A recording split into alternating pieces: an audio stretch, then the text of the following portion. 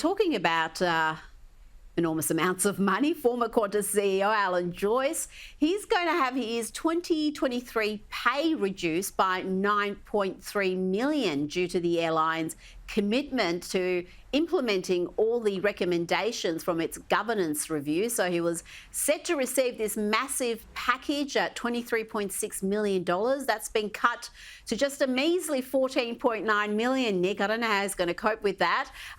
Other executives will have to take cuts as well. It's, I've got to say, not a great surprise after the way he left the airline. You had the $120 million settlement with the ACCC. There's still federal court judgments to come on the illegal outsourcing of ground handling workers, and just the reputation of the company with the political fights it's got itself involved in, completely unnecessarily alienating segments of its customer base.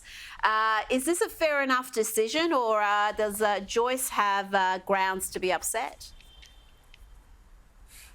He has no grounds to be upset whatsoever, Rita, but the people who do are the hard-working Qantas passengers who save up to pay for some outrageous fare to go and see their grandkids or their relatives in Melbourne from Sydney or the other way around. You know, I mean, this is crazy. This doesn't pass the pub test. I'm sorry. You know, to have your wages slashed from 23 million to 14 million for 1 year.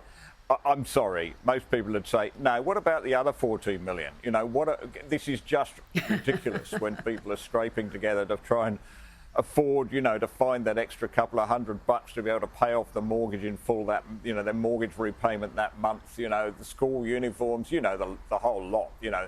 It's so far removed from the world of ordinary people that it's just really damaging, I think, for the Qantas brand and any suggestion that they're there for all Australians.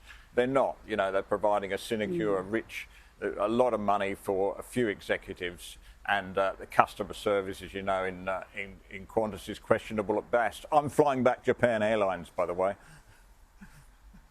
Oh, so yes, I've only flown them once, but they were very good. Have a great flight. Albania, I'll have to ask you about very Albania, good. One part of the world I've never been to.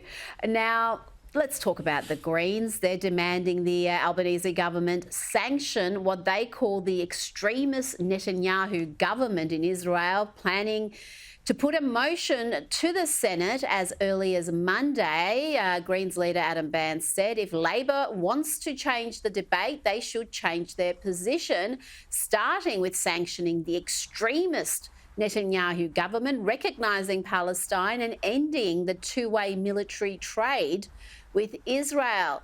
Nick, among the left, it's undeniable to say there is anger at Labor for not sanctioning Israel, not recognising Palestine. The Greens must see opportunity and votes in the course of action they're taking.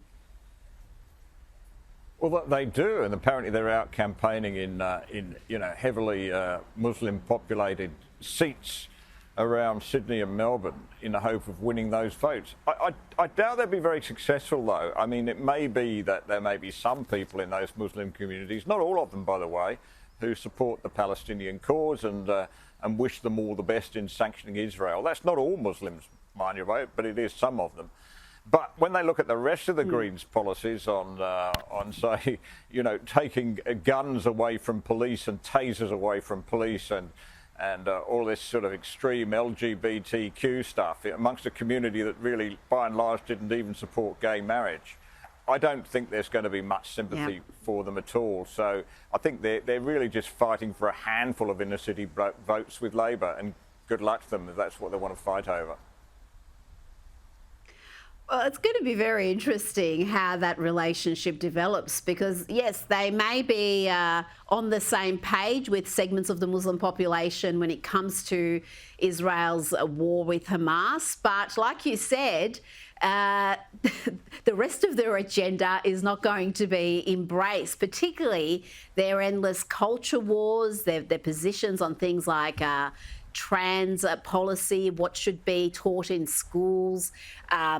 All of that would be, for the people they're trying to appeal to, any sort of awareness of the Greens' positions in those areas is going to see them put at the very bottom of the vote. They're not going to be backing people who want to teach their children pronouns and support young people being able to access puberty blockers and other treatments. Just on that issue alone, and there's a bunch of others we could be speaking about. Nick Cater, thank you so much for your time. Enjoy Albania.